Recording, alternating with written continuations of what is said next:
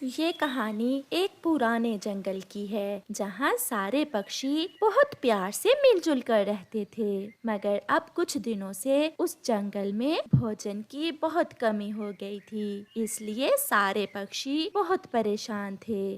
कबूतर भैया, क्या आपको कुछ मिला है? मैं तो जैसे खाली हाथ गई थी वैसे ही खाली हाथ लौटी हूँ।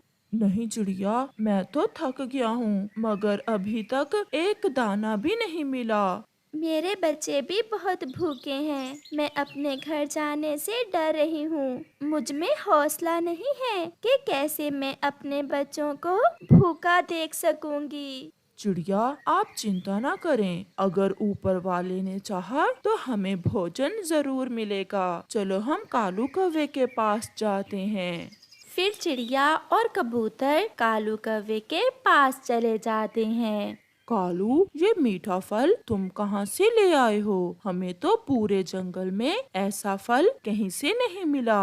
मैं कालू कौवा हूँ। मैं तो किसी न किसी तरह भोजन ढूंढ ही लेता हूँ। मगर कालू कौवे, तुम ये मीठा फल लाए कहाँ से हो? मैं ये मीठा फल पहाड़ों के पास से लाया हूँ। पहाड़ों के पास? वहाँ तो बड़ी खतरनाक लूमड़ रहती है। हम तो डर के मारे उस दिशा में जाते ही नहीं हैं। वो लूमड़ सो रहा था। मैं चोरी से गया और मीठा फल तोड़कर भाग आया। कालू कौवा वो मीठा फल उठाकर वहाँ से चला जाता है। फिर दूसरे दिन कालू कौवा फिर से पहाड़ों की तरफ मीठा फल लेने जाता है, मगर आज लूमड़ जाग रहा था। वे काले कौवे, तुम्हारी हिम्मत कैसे हुई मेरे जंगल में आने की? कौवा जानता था कि अगर अब उसे मीठे मीठे फल खाने हैं तो किसी न किसी तरह उसे लूमड़ से दोस्ती करना होगी। फिर कालू कौवा लूमड़ से कहता है, लूमड़ मेरे दोस्त, मैं मीठे फल खाने नहीं बल्कि आपसे बात करने आया हूँ।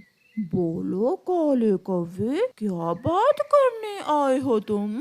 क्या हम दोनों दोस्ती नहीं कर सकते? मेरे जंगल में मीठे फल नहीं हैं, मगर ढेर सारे छोटे छोटे पक्षी हैं जो तुम्हें बहुत पसंद हैं। और तुम्हारे जंगल में जो मीठे फल हैं वो मेरा भोजन है। कौवे की बात सुनकर लूमड़ मुस्कुराता है। तो ये बात है। मुझे भी मांस खाए कई दिन हो गए हैं। अगर तुम मुझे छोटे पक्षी खाने को दोगे तो मैं भी तुम्हें मीठे फल खाने देता हूँ। मित्र, मेरे दोस्त बन जाओ और फिर रोज मैं आपको एक नया शिकार दिया करूँगा। ऐसे लूमड़ और कौवे में दोस्ती हो जाती है। कौवा लूमड़ के जंगल से मीठे मीठे फल खाता है और फिर लूमड़ से कहता है, दोस्त, अब मेरी बारी है कि मैं तुम्हारी सेवा करूं। कल जब सारे पक्षी भोजन की खोज में दूर जाएंगे तो मैं तुम्हें फोन कर दूंगा। तुम जल्दी से हमारे जंगल वाले हिस्से में आ जाना और मैं आपको किसी न किसी पक्षी के घर ले जाऊंगा। देख लेना कौवे, अगर कोई होशियारी की तो मुझे भी लूमड़ कहते हैं। पूरे जंगल में सबसे चालाक जीव हूँ मैं। दोस्त, मैंने तुम्हें दोस्त कहा है। मैं वादे का पक्का हूँ। ऐसे कौवा जी भर के मीठे फल खाता है और दो चार अपनी चोंच में लेकर वहाँ से चला जाता है। अगले दिन सब पक्षी भोजन लेने जाने की तैयारी कर रहे थे। चिड़िया भी अपने बच्चों को समझा रही थी। बच्चों, दरवाजा न खोलना, चुपचाप घोंसले में लेट जाना। जब मैं शाम को आऊंगी तो फिर दरवाजा अंदर से खोलना। मम्मा, ठीक है, आप चिंता न करें, आप भोजन लेने जाएं। कबूतर भी अपने बेटे को समझाता है। कीकी मेरे बेटे, हम आज शाम देर से लौटेंगे, अपना ख्याल रखना। सब पक्षी इकट्ठे होकर भोजन लेने निकल जाते हैं।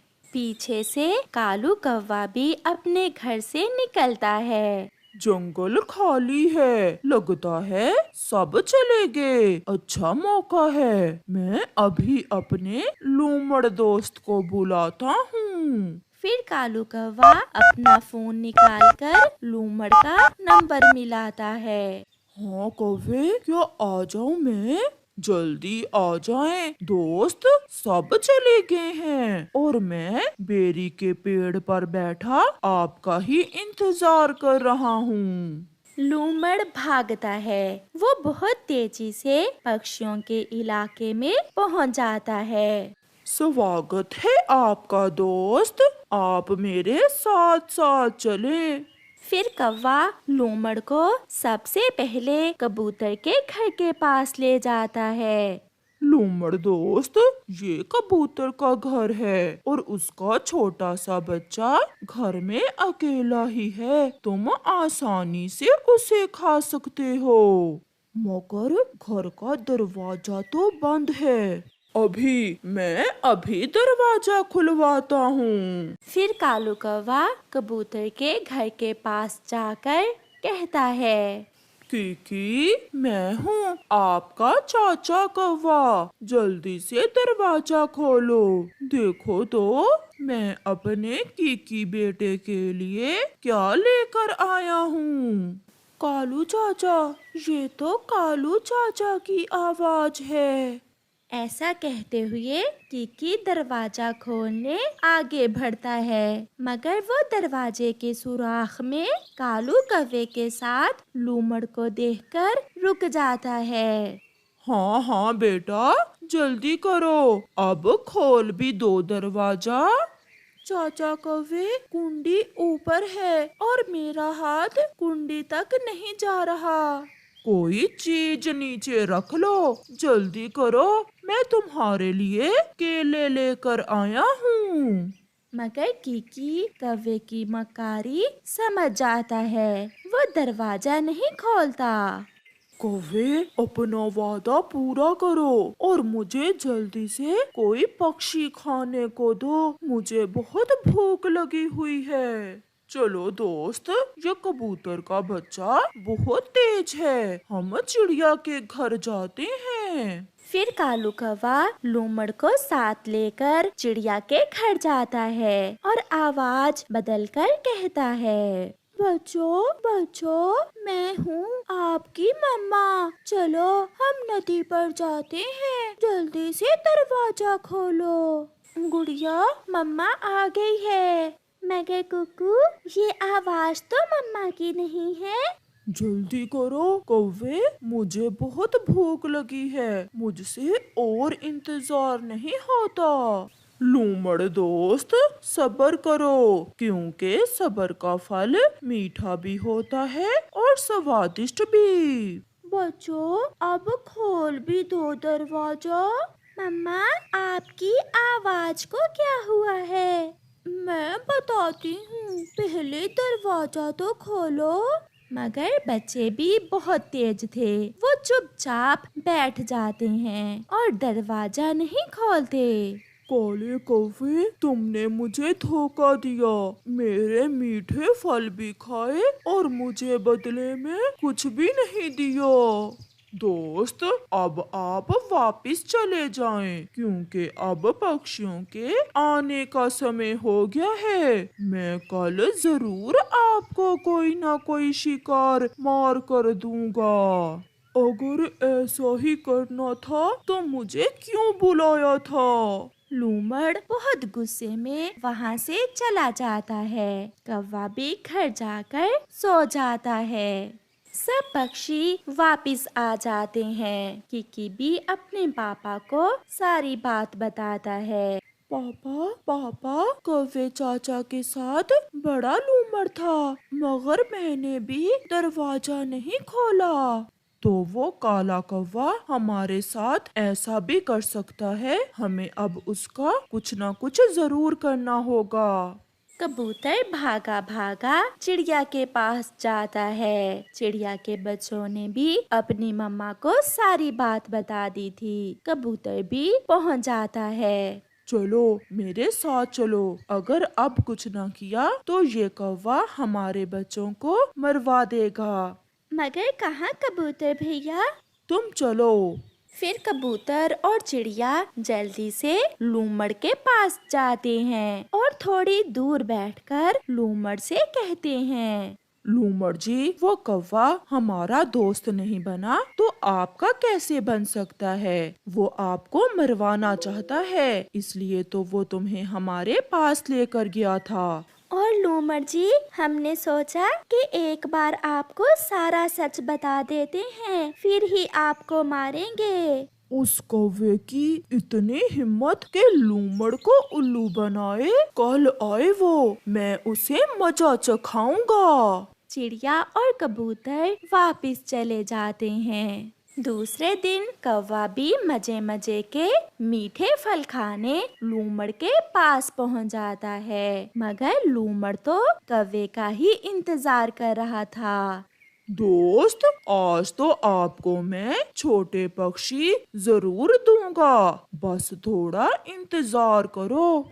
मेरे दोस्त, मेरे पास आओ, मैंने तुम्हारे लिए दो मीठे मीठे आम रखे हुए हैं। आमों का सुनकर कौवा जल्दी से लूमड़ के पास जाता है और लूमड़ कौवे को पकड़कर मार देता है। ऐसे काले कौवे को बुरे काम की सजा मिलती है। प्यारे दोस्तों, इस कहानी से हमें सीख मिलती है, हमेशा अपने दोस्तों के साथ मिलजुल कर रहें, क्योंकि जो गड्ढा तुम दूसरों के लिए खोदोगे खुद भी उसमें गिर सकते हो। बदलते हुए मौसम के साथ जंगल में सभी पक्षी बरसात की तैयारियों में लगे हुए थे। चिड़िया अपने दो बच्चों को साथ लेकर कबूतर के घर आती है।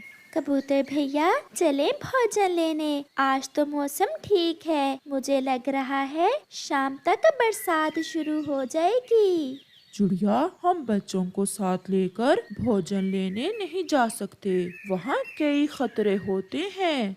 कबूतर भैया, मेरे बच्चे अभी छोटे हैं, मैं इन्हें घर पर अकेले भी तो नहीं छोड़ सकती, ये तो अभी उड़ भी नहीं सकते। तो फिर हम ऐसा करते हैं, बच्चों को कौवे और कौवी के पास छोड़ जाते हैं। वो हमारे बच्चों का ध्यान रखेंगे और हम अपने भोजन में से कुछ भोजन उन्हें भी दे देंगे। चिड़िया को कबूतर की बात पसंद आती है और वो दोनों कौवों के घर की तरफ उड़ते हैं। रास्ते में मिट्ठू तोता उन्हें मिल जाता है, जो पहले से ही उनका इंतजार कर रहा था। वो भी चिड़िया और कबूतर के साथ उड़ता है। वो सब कौवों के घर में पहुंच जाते हैं। कौवा और कौवी अपने घर में सो रहे थे। कौवे भैया उठें, जल्दी करें। चिड़िया की आवाज सुनकर कौवा और कौवी दोनों उठ जाते हैं। चिड़िया, क्या हुआ है? क्यों इतना शोर मचा रही हो? मौसम ठीक नहीं है, बरसात किसी भी वक्त शुरू हो सकती है। हम सब भोजन लेने जा रहे हैं और आप दोनों मेरे बच्चों का ध्यान रखना। मगर चिड़िया, बदले में हमें क्या मिलेगा? जो भोजन हम लाएंगे उसमें से कुछ भोजन हम आप दोनों को भी देंगे। काम तो बहुत आसान था, इसलिए गोरी कौवी बहुत खुश होती है। चिड़िया, छोड़ जाओ, तुम अपने बच्चे मेरे पास छोड़ जाओ, मैं अच्छे से ध्यान रखूंगी आपके बच्चों का। मैं इनके साथ खेलूंगा, इन्हें घोड़ा बनकर दिखाऊंगा। कालू अंकल, जल्दी से मुझे घोड़ा बनकर दिखाएं, मैं यहाँ बहुत खुश रहूंगा। फिर चिड़िया अपने बच्चे कौवे और कौवी के पास छोड़कर दूसरे पक्षियों के साथ भोजन लेने चली जाती है। वो सब खुले मैदान में जाते हैं। चिड़िया और कबूतर भोजन ढूंढ कर ला रहे थे और मिठू तोता वो दाना बोरी में भर रहा था। ऐसे वो सब मिलकर काम कर रहे थे। कालू अंकल उठे, आप फिर सो गए हैं। आपने तो हमें घोड़ा बनकर दिखाना था। चुप चुप कर जाओ, मेरी सारी नींद खराब कर दी तुमने। चुप करके बैठ जाओ, अगर फिर बोले तो मैं एक लगाऊंगा। ये सुनकर वो दोनों बच्चे डर कर बैठ जाते हैं। कबूतर, वो कौवे मेरे बच्चों का ध्यान तो रखेंगे ना? वो भोजन के लालच में आपके बच्चों का अच्छे से ध्यान रखेंगे, आप चिंता ना करें। अब आप दोनों यहाँ दाना इकट्ठा करें और मैं मीठे फल ढूंढ कर लाता हूँ। ऐसे वो सब फिर से काम में लग जाते हैं। गौरी आंटी, मुझे वॉशरूम आया है। वॉशरूम आया है तो अपनी माँ को बताना था। मैं कोई तुम्हारी माँ हूँ जो तुम्हें वॉशरूम लेकर जाऊंगी। चुप करके बैठ जाओ। आंटी, निकल जाएगा, बहुत जोर का है।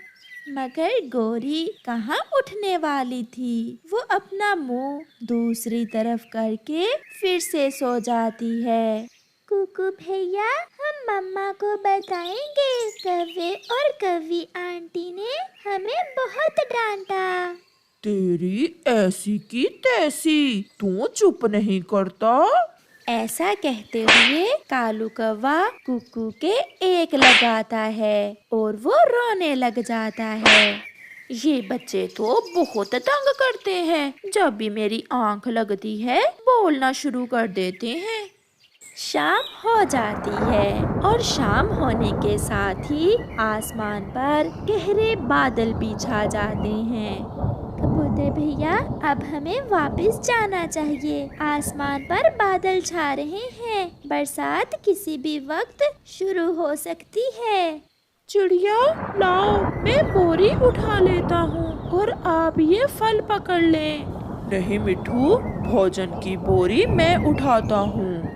ऐसे वो सब वहाँ से वापस उड़ते हैं। जैसे ही वो सब कौवे के घर पहुँचते हैं तो चिड़िया के बच्चे जोर जोर से रोना शुरू कर देते हैं। कौवा और कौवी भी उन्हें देखकर उठकर बैठ जाते हैं। मम्मा, मम्मा, कौवे अंकल ने मुझे मारा, मेरे पंख पर मारा कौवे अंकल ने। चिड़िया, ये तुम्हारा बच्चा बहुत शरारती है, बार बार बाहर जाने की जिद कर रहा था, इसलिए तुम्हारे भाई ने एक लगा दी इसके। झूठ झूठ मम्मा, गौरी आंटी झूठी है। नहीं बेटी, बड़ों को ऐसे नहीं कहते।